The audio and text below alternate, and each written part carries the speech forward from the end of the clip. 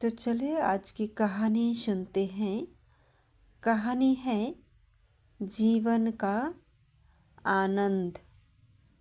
बहुत समय पहले की बात है, जब सिकंदर अपनी शक्ति के बल पर दुनिया भर में राज्य करने लगा था। वह अपनी शक्ति पर इतना गुमान करने लगा था कि अब वह अमर होना चाहता था।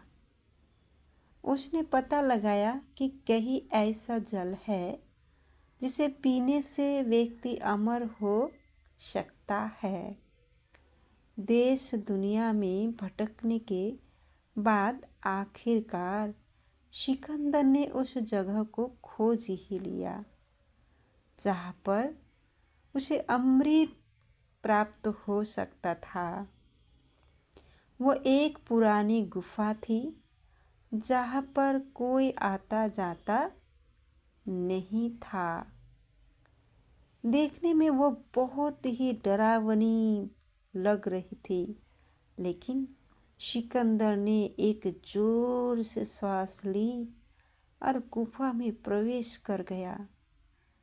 वहाँ पर उसने देखा कि गुफा के अंदर एक अमृत का झरना बह रहा है।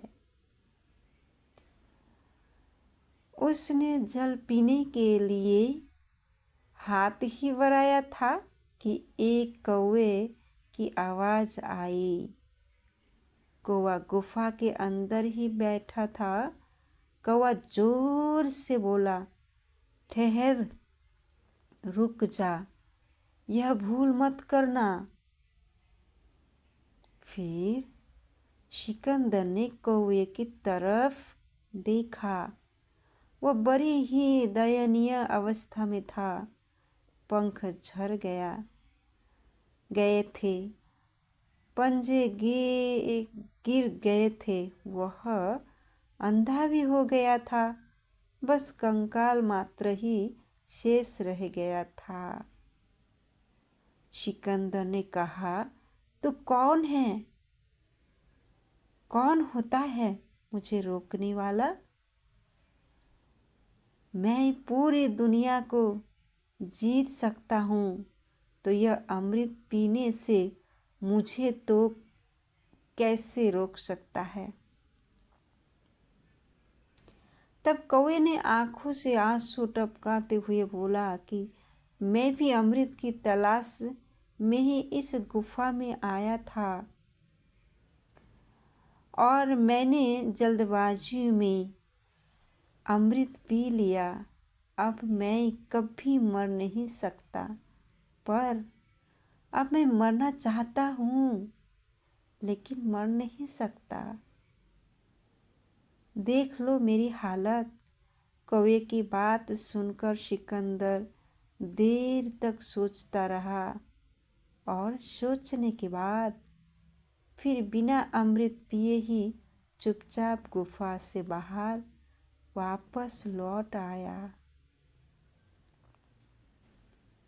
सिकंदर समझ चुका था कि जीवन का आनंद उस समय तक ही रहता है जब तक हम उस आनंद को भोगने की स्थिति में होते हैं।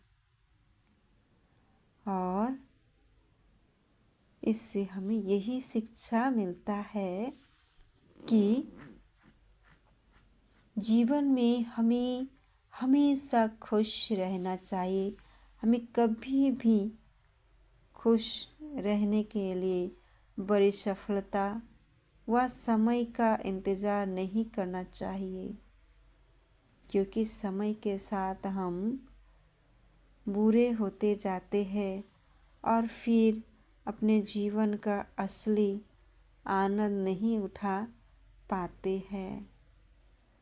तो हमें इससे यही शिक्षा मिलता है, सदैव प्रसन्न रहिए और जो प्राप्त है पर्याप्त है।